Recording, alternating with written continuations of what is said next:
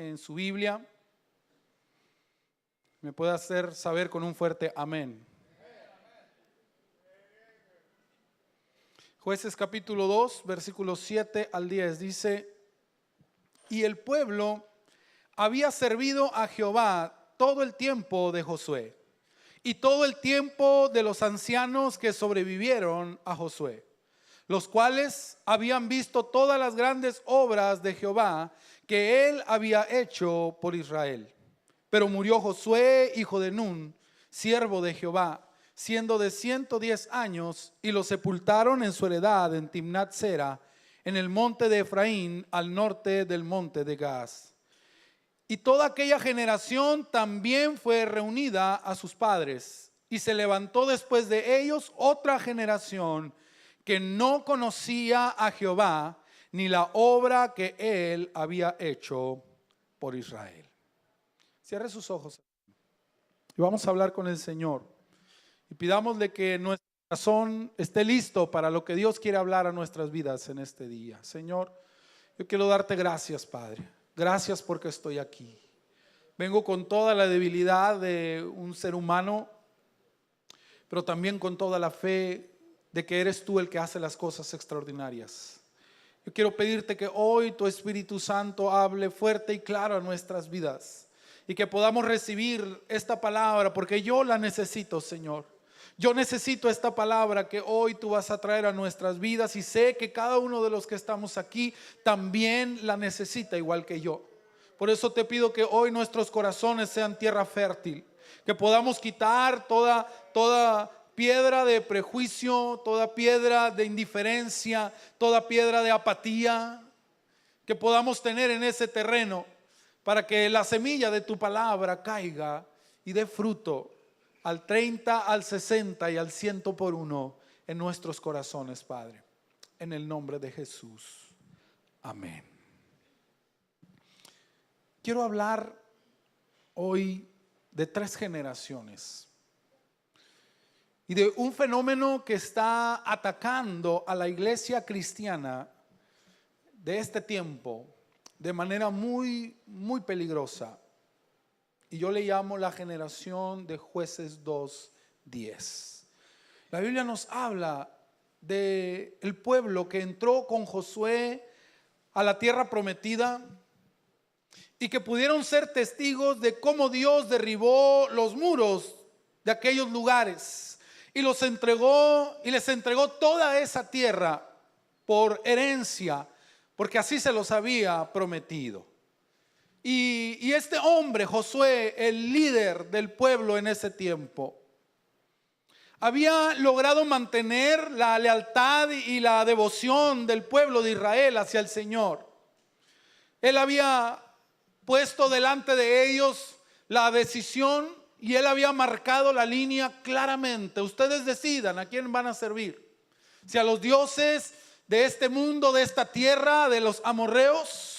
Si ustedes quieren servirlos a ellos, pueden hacerlo, pero yo y mi casa serviremos al Señor. Y él marcó su línea desde un principio y había logrado, como le decía, que el pueblo se mantuviera en esa lealtad hacia Dios y en esa devoción hacia el Señor, que los había sacado de la tierra de Egipto y que los había metido en la tierra prometida. Pero vemos en este pasaje cómo poco a poco las cosas fueron cambiando y cambiaron para mal, se fueron degradando. Y quiero hacer notar aquí 3 generaciones. Quiero basarme en este pasaje para hablar de un fenómeno que se da continuamente. No solamente le sucedió a la generación de Jueces 2:10, sino que si podemos ver en la escritura, en la historia bíblica, cómo este fenómeno se repite de generación a generación, y viene una degradación y viene un cambio negativo a cómo van pasando las generaciones cuando no se tiene el cuidado de mantener esa lealtad y esa devoción hacia Dios. Y quiero hablar, como le decía, de 3 generaciones. Y la primera de ellas es la generación de Josué, de Abraham y de David. Y quiero hablar de estos 3 hombres y de cómo ellos vivieron esa relación con Dios, y que hablemos un poco de lo que esa primera generación significa. Una generación que tuvo un encuentro personal con Dios. 3 hombres que representan personas que han llegado a un encuentro cercano, personal, propio con la presencia de Dios. Y esa fue la generación de Josué, la generación que pudo palpar literalmente la gloria de Dios. Habían sido testigos presenciales de la visitación de Dios. Su relación era personal, no necesitaban que nadie les contara, ellos mismos lo habían visto. Habían contemplado cada una de las plagas que Dios había mandado a Egipto, cómo Jehová le había dado un golpe contundente a los dioses de aquella nación. Vieron cómo el Mar Rojo se había abierto de par en par delante de ellos. Fueron testigos de la nube y de la columna de fuego que los acompañaba en su camino en el desierto y les recordaba la cobertura divina que estaba sobre ellos. Comieron del maná cada mañana, ese pan que venía del cielo. Lo probaron, lo vieron caer todos los días. Lo vivieron en carne propia. Habían sentido el temor de Jehová en sus corazones, porque habían estado de pie frente al Sinaí mientras el Señor hacía temblar la tierra debajo de sus pies. Ellos no necesitaban que nadie cuidara sus corazones y su lealtad. Sabían lo que el Señor podía hacer por su gloria, que se manifestaba continuamente entre ellos. Una generación que lo había visto cara a cara, que había presenciado la gloria de Dios y las cosas que Él podía hacer con su poderosa mano. A esa generación también pertenecen hombres como Abraham. Una generación con un llamado claro y una relación de amistad íntima con Dios. Así es como la Biblia conoce a este hombre, como el padre de la fe, porque no le fue necesario ver, porque no le fue necesaria ninguna explicación. Dios le dijo a Abraham: sal de tu tierra y de tu parentela a la tierra que yo te mostraré. Y él tomó sus cosas y se fue hacia lo desconocido. Tenía una fe inquebrantable. No necesitaba entenderlo todo. Fue el que menos acceso a la historia bíblica tuvo, pero no lo necesitaba, porque él mismo estaba escribiendo su historia con Dios. Se mantenía sin importar el tiempo y las circunstancias, porque tenía una promesa que había recibido directamente de la boca de Dios. Paz de Cristo, hermano. Y se movía en fe, permanecía como aquel que podía ver las cosas que nadie más puede ver. Él no tenía acceso a una Biblia, ni siquiera se había escrito. Él estaba comenzando a escribir, pero él estaba escribiendo su propia historia con Dios.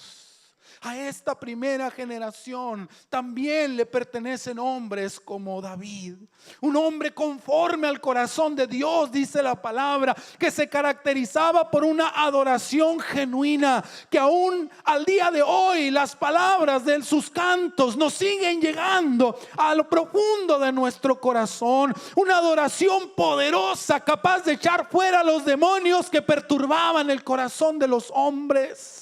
Un hombre que enfrentaba gigantes porque estaba seguro de que Dios estaba con él. No era un hombre perfecto, pero en su imperfección pudo experimentar la gracia más abundante cuando pudo reconciliarse con el Señor, porque reconoció su necesidad de Dios, aún estando en la mejor posición políticamente hablando en su tiempo. Hombres como Josué, que vieron con sus propios ojos las maravillas de Dios. Como Abraham, que no necesitaron ver para poder creer porque tenían una relación íntima con el Señor. Como David, que podían hacer cosas portentosas porque creían en el poder del nombre del Señor sobre ellos, y que podían adorarle a profundidad, de una manera genuina, auténtica y poderosa, con autoridad.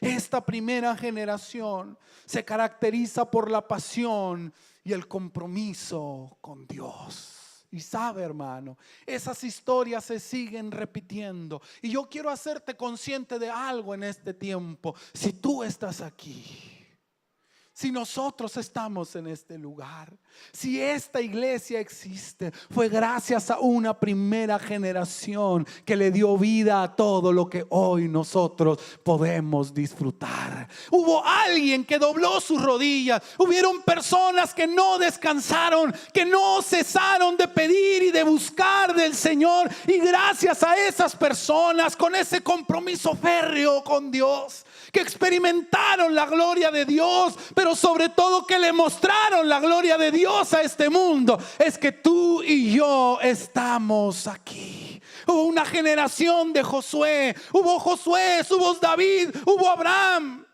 Gente que se metió en serio con Dios, que no escatimó en nada, que no escatimó su propia vida, su tranquilidad, su seguridad, para que la gloria de Dios se manifestara en sus vidas y alrededor de ellos. Y gracias a eso nosotros estamos aquí. Gente con una gran pasión por Dios, con un gran compromiso que los llevaba aún al sacrificio, a sacrificar las cosas que ellos tenían, a sacrificar las cosas que más amaban, con tal de que la voluntad de Dios se cumpliera en sus vidas y en las vidas de las personas a su alrededor. Y gracias a ellos estamos aquí. Tal vez tú no los conoces, tal vez nunca los viste, pero ahí están. Somos el fruto de esa generación. Somos el fruto de esas personas que tal vez no tenían lo que nosotros tenemos ahora, pero que tenían lo que tal vez a nosotros nos hace falta: una relación genuina con Dios y con su Espíritu Santo. Paz de Cristo, hermano, ¿me estás escuchando? Tenían lo que a nosotros a veces nos hace falta: un compromiso férreo, porque hemos comprendido que en Dios está completamente nuestra vida. Y gracias a ellos llegamos aquí. Gracias a eso estamos en este lugar, porque ellos vieron la gloria de Dios. No necesitaban que nadie los anduviera puchando. Ellos llegaban, ellos estaban, ellos buscaban a Dios. No necesitaban que el pastor les dijera vamos a orar. Ellos oraban. Ellos buscaban estar en la presencia de Dios cada momento. Tal vez no tenían toda la tecnología que hoy tenemos, pero tenían valentía. Podrían abrir su boca en cualquier lugar y en cualquier momento y declarar el nombre de Jesucristo sobre todas las cosas. Y le dio nacimiento a lo que hoy somos nosotros. Y nos ayudaron a poder disfrutar lo que hoy tenemos y lo que hoy somos en Cristo Jesús. Una generación apasionada, pero esa pasión había sido originada por un encuentro personal con Dios. Y es que cuando tú te encuentras personalmente con el Señor, ya no puedes seguir siendo el mismo. Ya no puedes seguir siendo igual. Las personas apasionadas, las personas verdaderamente comprometidas, son aquellas en quienes Dios ha intervenido directamente. Sus ojos fueron abiertos y pudieron ver la gloria de Dios en sus vidas. Pudieron recibir un toque maravilloso de Dios en sus corazones. Y eso encendió en ellos una llama que nada ni nadie pudo apagar. Aquel que ha podido encontrarse cara a cara con Dios está escribiendo día a día una historia de relación genuina con el Señor.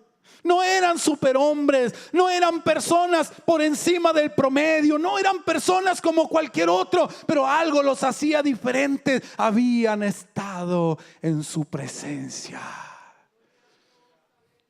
Pero luego, después de ellos, se levantó una segunda generación.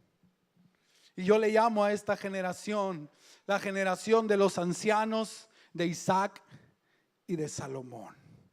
los ancianos que vinieron después de Josué, Isaac que vino después de Abraham y Salomón que vino después de David escribieron una historia un poco distinta. Y la palabra de Dios nos habla de esa segunda generación, de los ancianos que sobrevivieron a Josué, los que estuvieron después. Es decir, los líderes que vinieron a estar frente al pueblo después de que Josué murió. Personas que habían bebido directamente las historias del Mar Rojo y del Jordán, pero no habían estado allí. Ellos no lo vieron, se los contaron, se los dijeron y tal vez al principio se regocijaban cuando escuchaban estas historias. Les parecían fascinantes aquellas historias de cómo Dios los había sacado con brazo fuerte de Egipto. Les servían para retomar ánimo cuando su fe comenzaba a flaquear. Pero con el tiempo estas historias comenzaron a dejar de tener el mismo efecto que tenían antes y se convirtieron solo en eso, en historias, porque Josué y su generación ya habían muerto.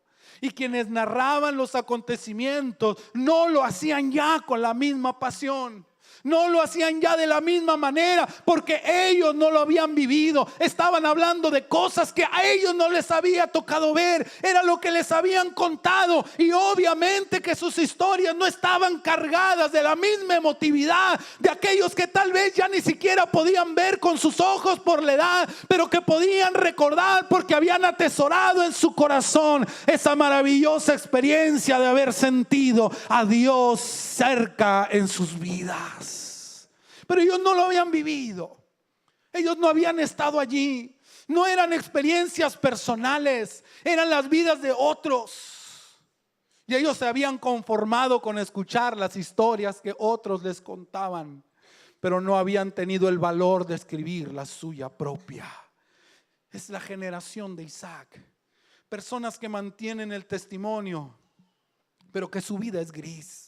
No hay nada extraordinario que decir acerca de ellos. Estaban allí con fidelidad, pero con poca efectividad.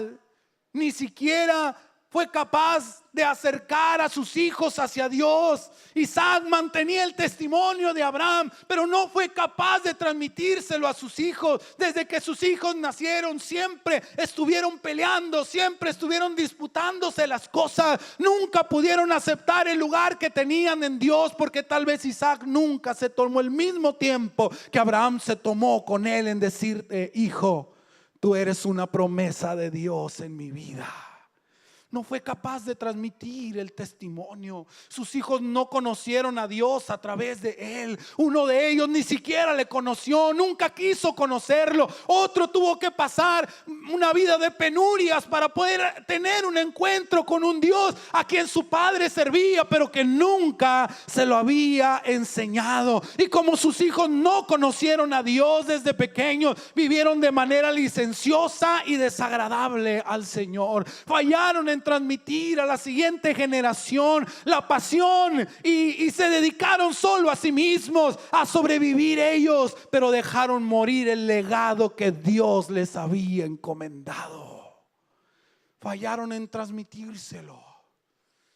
Un autor le llama a esto el síndrome del sacerdote Elí, el sacerdote del pueblo que Dios había establecido para que fuera el contacto entre la presencia de Dios y ellos. Y yo creo que Elí tenía una comunión cercana con Dios, porque la Biblia nos narra cómo Dios hablaba con el sacerdote continuamente, cómo Dios lo confirmaba continuamente, pero él no fue capaz de transmitir esa presencia a su siguiente generación. Y entonces los hijos de Elí tomaron las cosas en poco y empezaron a fallar y empezaron a vituperar el nombre de Dios delante del pueblo. Y esa fue la causa por la que Dios desechó al sacerdote Elí. Le dijo: tus hijos han hecho lo malo delante de mis ojos. Sí, tú estás muy consagrado. Sí, tú haces todo lo que yo te mando. Sí, tú y yo tenemos una buena relación, pero tus hijos están haciendo lo malo ante mis ojos y tú no les has estorbado.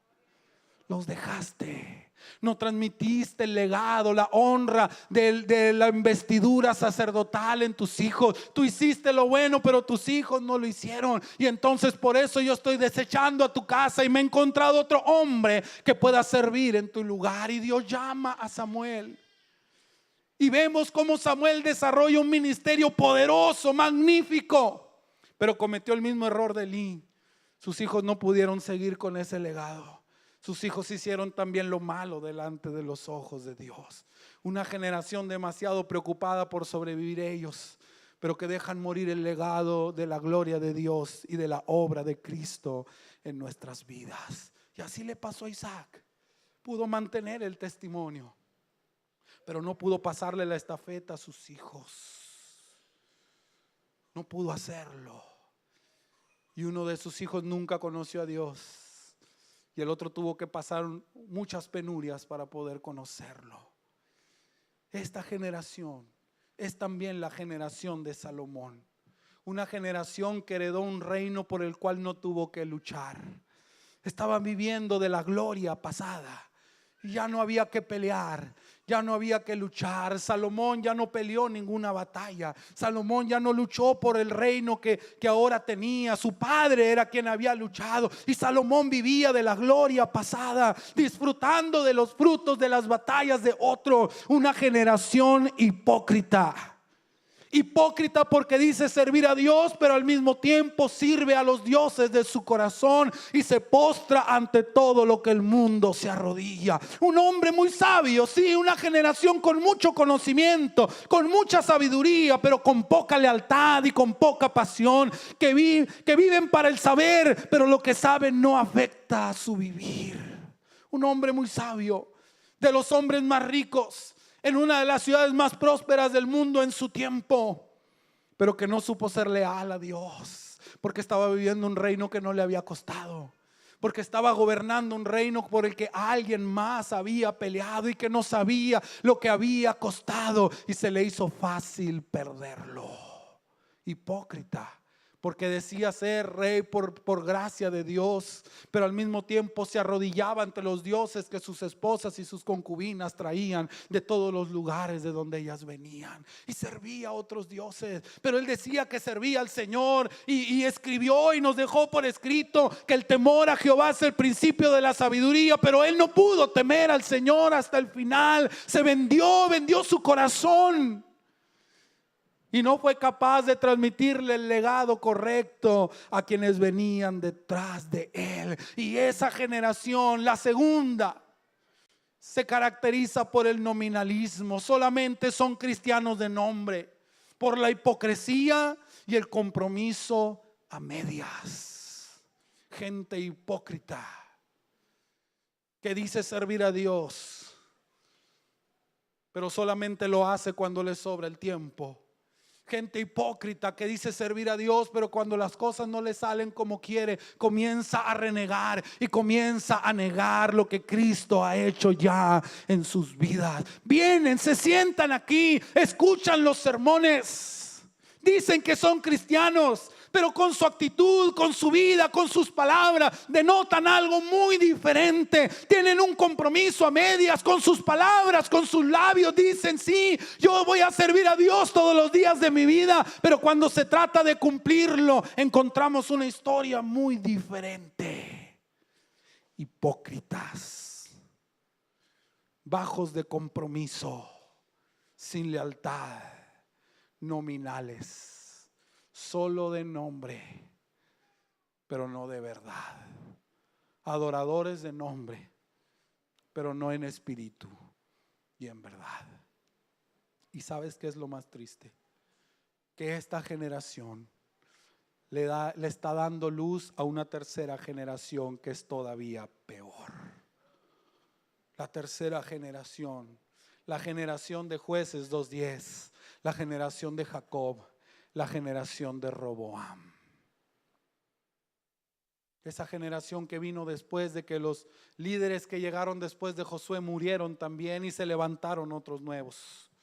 Esa generación de Jacob después de que Isaac murió y de que de manera tramposa Jacob se queda con la investidura y se queda con la bendición del primogénito que no le correspondía. La generación de Roboam, hijo de Salomón, que le tocó vivir después de toda la vida licenciosa que su padre vivió en su tiempo.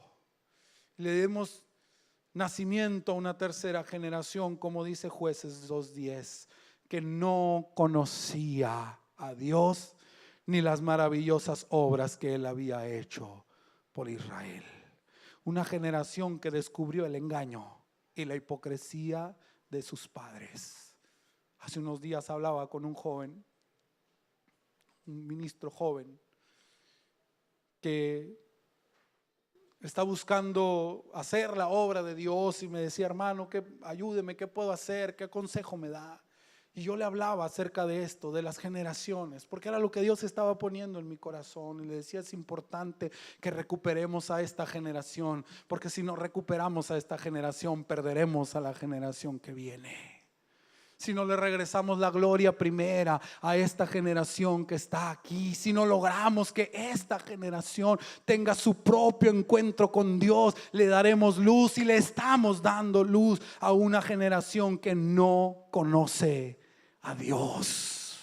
Una generación que descubre nuestro engaño y nuestra hipocresía como padres y decidieron abiertamente no hacer la voluntad de Dios para ellos. Y con esta generación comienza una de las etapas más oscuras, confusas y destructivas para el pueblo de Dios. Si usted lee ahí del versículo 11 al versículo 15 de este capítulo 2 de Jueces, dice: después los hijos de Israel hicieron lo malo ante los ojos de Jehová y sirvieron a los Baales. Dejaron a Jehová, el Dios de sus padres, que los había sacado de la tierra de Egipto, y se fueron tras otros dioses, los dioses de los pueblos que estaban a sus alrededores, a los cuales adoraron y provocaron a ira a Jehová. Y dejaron a Jehová y adoraron a Baal y a Astarot. Y se encendió contra Israel el furor de Jehová, el cual los entregó en manos de robadores, que los despojaron y los vendió en mano de sus enemigos de alrededor,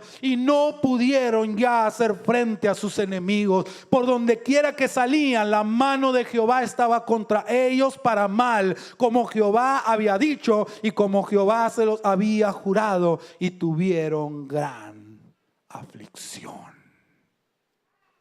Una generación que no conoció a Dios, porque fue el resultado de una generación anterior que no fue capaz de mostrárselos, que no pudieron mostrarle a Dios, que les mostraron solamente hipocresía, cristianismo nominal, solamente de nombre, pero no de vida.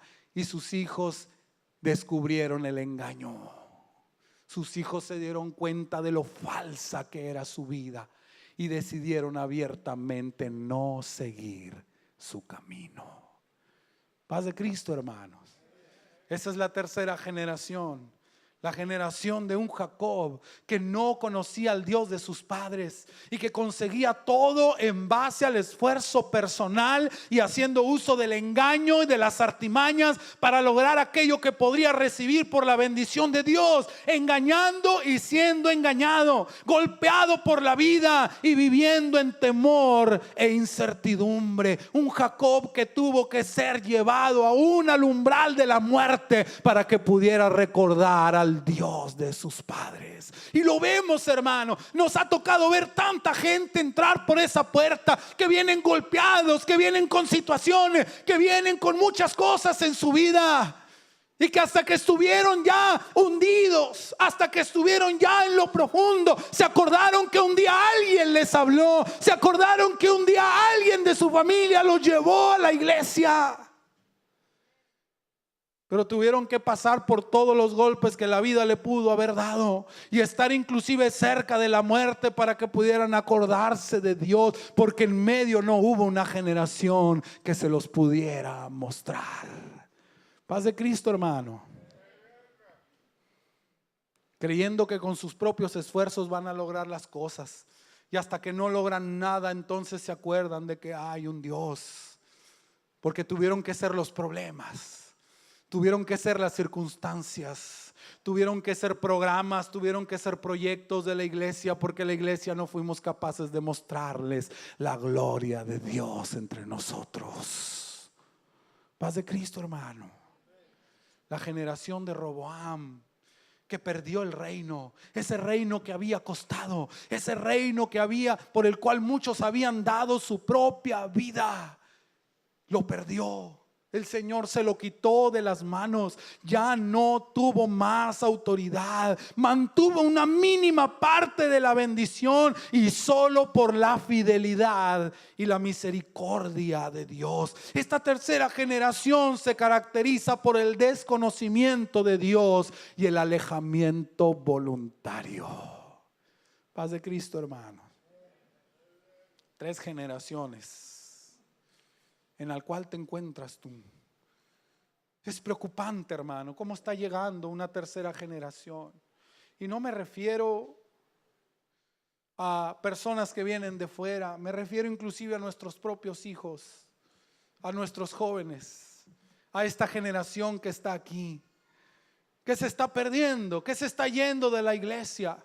Y no porque no crean en Dios, creen en Dios, pero no han podido experimentar su realidad en sus vidas. Sí, escucharon lo que cada domingo se decía aquí, pero no fueron capaces de comprobar nada, porque nadie se los pudo mostrar, porque nadie les mostró que era real, porque escucharon a tanta gente hablando de cosas que no vivían, cosas que no eran reales en ellos.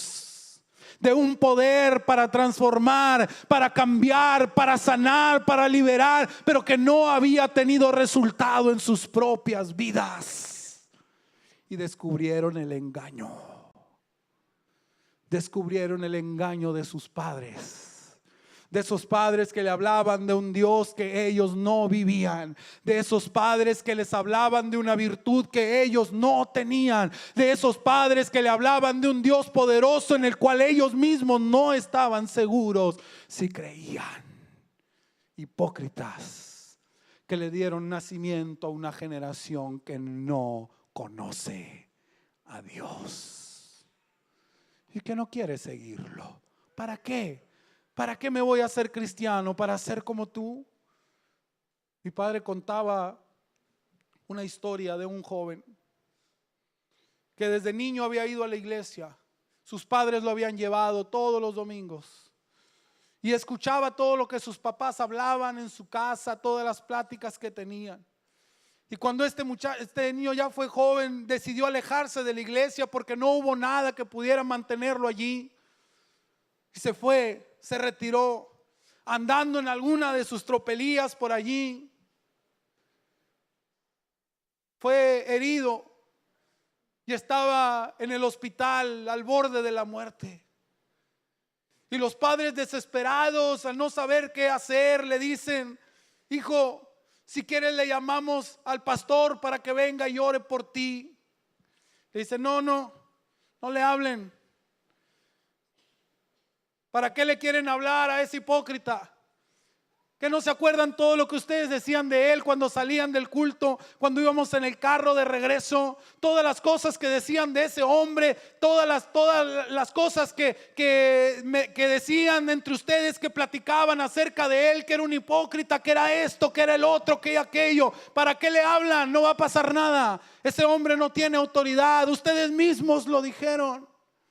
Bueno, hijo, si no quieres que venga el pastor, le hablamos al hermano fulanito. Mira, tú te llevabas muy bien con él cuando niño. No, ¿para qué le hablan si ese también es igual que todos? Que no se acuerdan lo que me dijeron, que no se acuerdan lo que hablaban de él cuando estábamos en la casa, y cómo se ponían a decir que no tenía a su familia en sujeción, que era una persona muy mentirosa, que tenía esto, que tenía aquello. ¿Para qué le hablan? Bueno, deja que le hablemos a esta otra hermana. Mira, ella fue tu maestra en la escuela dominical, para que ore por ti, por lo menos para que te ayude a llevar tu corazón a Cristo. ¿Para qué le hablan a esa? Si es como todos los demás. Yo me acuerdo de todo lo que ustedes decían y ahora me los quieren traer a todo ese montón de hipócritas, a todo ese montón de mentirosos, a todo ese montón de gente pecadora. No le hablen a nadie. déjenme morir tranquilo. Yo no quiero nada de lo que ustedes me dicen. Y ahí murió, sin esperanza, sin Cristo, porque su generación no fue capaz de mostrarle a Dios. Y ese fenómeno se repite continuamente. Una generación que levanta la gloria de Dios, que busca al Señor, pero después de ella viene una generación que vive solamente de las historias y que está aquí solamente por un mero compromiso, porque no tienen ni siquiera el valor suficiente para irse de la iglesia. Están aquí, no buscan de Dios, no hacen nada por Él, no tienen una relación genuina con el Señor, no tienen el valor para pagar el precio de una relación íntima con Dios, pero tampoco tienen el valor para irse. Y ahí están, nominales, solo de nombre, creyendo que porque vienen el domingo al culto ya son buenos cristianos, pero sus hijos los están mirando. La generación detrás de nosotros tiene su mirada puesta en nosotros y ellos se dan cuenta del engaño en el que vivimos. Ellos lo ven porque ellos nos miran en la casa, ellos nos ven cuando estamos allá afuera. Y estamos creando una generación que no conoce a Dios, porque no nos tomamos el tiempo ni la molestia para poder mostrárselos. Qué triste, porque estamos empezando a ver esa generación en nuestra propia casa. Una generación que no sabe ni las cosas básicas de Dios, de su palabra y mucho menos de su presencia. ¿La solución? Porque sé que como yo, tal vez más de uno en este lugar ya se está preguntando: ¿y qué hacemos? ¿Qué podemos hacer? ¿Cómo solucionar esta situación? La respuesta no está en el tiempo como algunos piensan. Algunos que tratan de regresarnos a otras épocas donde todo era mejor, donde todo era de una mejor manera, y recuperar las formas y las maneras de pensar de esos años maravillosos que vivimos antes. Sin embargo, hermanos, si somos observadores, podemos darnos cuenta que cada uno de los hombres de la primera generación vivieron en épocas muy distintas el uno del otro. No fue una cuestión de tiempo, porque Abraham y Josué y David vivieron en tiempos muy distintos. Ni uno conoció al otro, ni uno platicó con el otro. Temporalmente no tenían nada en común. Sin embargo, podemos darnos cuenta que pertenecen a esa primera generación porque tomaron la decisión de tener un encuentro personal con Dios, fuera el precio que fuera. No está en el tiempo, hermano. No está en regresarnos. Yo creo que Dios quiere manifestar su gloria sobre esta generación. Así como estamos, así como somos, respondiendo a este tiempo, Dios quiere visitar a esta generación. La respuesta para que eso pase es muy sencilla y a la vez es profunda y es desafiante: arrepentimiento. Sí, arrepentimiento, pero del de verdad, ese que implica un cambio completo en nuestra forma de pensar, dejar a un lado nuestra hipocresía, la de decir que somos hijos de Dios pero vivir como los hijos de las tinieblas cuando salimos del templo, el decir que buscamos a Dios cuando la realidad es que solo lo buscamos cuando necesitamos algo de Él, la hipocresía de buscar su mano para que nos bendiga pero no buscar su rostro para que nos transforme y parecernos más a Él. Arrepentimiento es mucho más que sentirse mal, hermano. Es decidir hacer algo contundente al respecto. Es mucho más que solo desear no haber hecho lo que hicimos, sino decidir firmemente dejar de hacerlo. Arrepentimiento es llegar a un punto donde lo pierdes todo.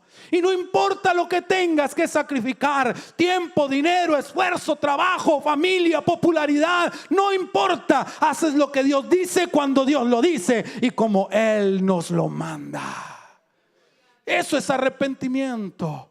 cuando lo he perdido todo, y entonces no escatimo ninguna cosa, no escatimo trabajo, no escatimo tiempo, no escatimo esfuerzo, no escatimo dinero, no escatimo aún mi propia vida, porque lo he perdido todo por Cristo. Ya basta de hipocresía, hermano, de decir que somos siervos de Cristo cuando nos servimos a nosotros mismos, cuando le damos a Dios las obras de nuestro tiempo y de nuestra actitud, solo cuando no tenemos nada que perder, cuando nada está en riesgo. De esperar que vuelvan las reuniones de oración en el templo, porque en nuestra casa no oramos ni leemos la palabra, no buscamos a Dios. Y yo no estoy en contra de que vuelvan, a mí me gustaría mucho que regresaran, pero me gustaría más saber que cada persona, cada día en su hogar está en una búsqueda intensa por la presencia de Dios. Pero queremos que aquí se haga para que la gente nos vea que oramos, para que la gente sepa quiénes son los hermanos fieles. Hermano, eso no cambia absolutamente nada. No estoy en contra de las reuniones de oración, estoy en contra de la hipocresía, de querer demostrar con eso que realmente buscamos a Dios, porque venimos una vez a la semana y doblamos nuestras rodillas aquí 15 minutos y después nos paramos. No, hermano, eso es hipocresía. Arrepentimiento es decirle: Señor, no importa dónde yo esté. Hace unas semanas atrás llevé a mi esposa y a mi hija aquí a Bahía de Quino, y habían venido, fue en tiempo que vinieron mis suegros, y fuimos ahí a pasar un día, y nos tocó ver una familia que estaba enseguida de nosotros, y mientras nosotros platicábamos y ahí estábamos comiendo y disfrutando la familia, vimos como el papá de la familia sacó una alfombrita, la puso en la arena y se hincó a orar. Un musulmán. Y la colocó bien derechita ahí con el sol. Y sin importar que la playa estaba llena de gente, él delante de todos comenzó a hacer sus oraciones. Y lo único que pude atinar a pensar yo dentro de mí es: ¿cómo nos falta entender que Dios no habita en templos hechos por manos humanas, que en cualquier lugar donde nosotros estemos lo podemos encontrar si lo buscamos de todo corazón? Lo demás es hipocresía, hermano. Es querer que la gente nos mire, es querer que la gente note. No, hermano, se va a notar, pero se va a notar lo que haces en lo secreto. Ya basta de querer que a nuestros hijos se les dé la mejor atención y la mejor enseñanza aquí en la iglesia, donde pasan un par de horas a la semana, pero no nos sentamos con ellos ni un minuto al día para enseñarles de Dios y buscar juntos al Señor como familia. Casi le pido que levanten las manos lo que hacen altar familiar, pero no quiero exponerlos ni exponerme. Pero queremos que aquí le den lo mejor a mis hijos. Quiero que les den la mejor palabra, que los atiendan muy bien, a mis niños, a mis jóvenes, que les den todo lo que necesitan. Pero aquí pasan solamente un poco de tiempo. La mayor parte del tiempo la pasan en su casa. ¿Qué les estás enseñando tú? ¿Cuándo te has sentado con ellos a hablar de Dios? ¿Cuándo fue la última vez que los llamaste y oraste junto con ellos y buscaron juntos al Señor? Eso es hipocresía, hermano. Si tus hijos no quieren saber nada de Dios, no es por culpa de la iglesia, es más tu culpa que nuestra, porque tú los tienes la mayor parte del tiempo. Ya basta. Basta de milagros inventados, maquillados, de manipulación humana, tratando de presentarnos como muy espirituales, porque no estamos dispuestos a pagar el precio de descubrir y de experimentar lo verdadero de Dios. Ahí andamos inventando cosas, hermano. Yo no digo que siempre lo hagamos, pero muchas veces lo hacemos. Andamos inventándonos milagros donde no hay, porque no queremos pagar el precio de cuando Dios haga las cosas en realidad. Cuando veamos lo verdadero de Dios en medio de nosotros, será después de que hayamos pagado el precio correcto. Ya basta de añorar los tiempos pasados, cuando Dios sigue intentando visitar a nuestra generación, pero no queremos escribir nuestra propia historia. hipocresía, hipocresía, hipocresía. ¿Y sabes qué es lo peor? Que nuestros hijos, la siguiente generación nos está viendo y creo que ya descubrieron el engaño. Han escuchado nuestras palabras, pero no han visto nuestras acciones. Se han dado cuenta de que solo vivimos de historias pasadas, que ya ni les contamos porque ni siquiera nosotros las creemos ya. Ven nuestro poco compromiso, que servimos a Dios solo cuando tenemos tiempo o cuando todo va bien, pero cuando no es así renegamos y ya no queremos servir a Dios. Viene una generación de caos donde no se conocen ni las nociones básicas del Evangelio de Cristo, el escenario perfecto para la apostasía. Paz de Cristo, hermano.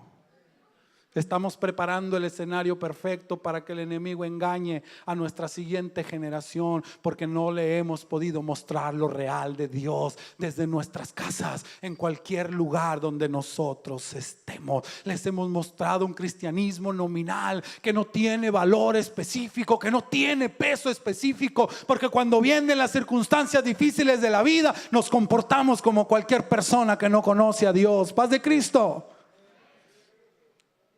Cuando las cosas no me van como yo quiero, comienzo a renegar. Y nuestros hijos nos observan y nos escuchan y se dan cuenta del engaño tan grande que a veces sale por nuestras bocas. Y entonces cuando el enemigo venga a tratar de engañarlos, van a ser presa fácil, hermano, para la apostasía, porque no van a tener una idea de lo que es real, de lo que es verdadero.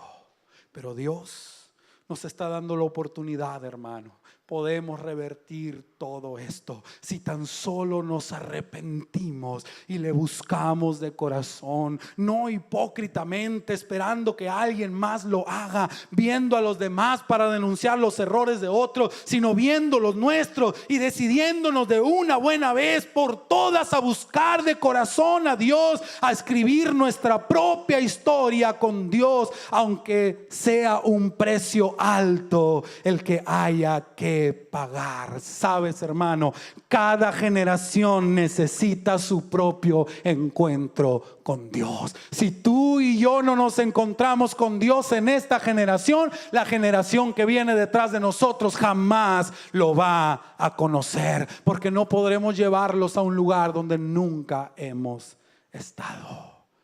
Pero Dios nos está dando la oportunidad. Aunque seamos la generación de Isaac, aunque seamos la generación de los ancianos después de Josué, aunque seamos la generación de Salomón, Dios nos está dando hoy la oportunidad de recuperar y de convertirnos en la generación de Josué, esa que conoció a Dios, esa que tuvo un encuentro personal con el Espíritu Santo, que fue transformada, que fue avivada, que fue reconstruida y que le puede mostrar la gloria de Dios a las siguientes generaciones. Pero todo está en que quieras, hermano. Si no quieres, no.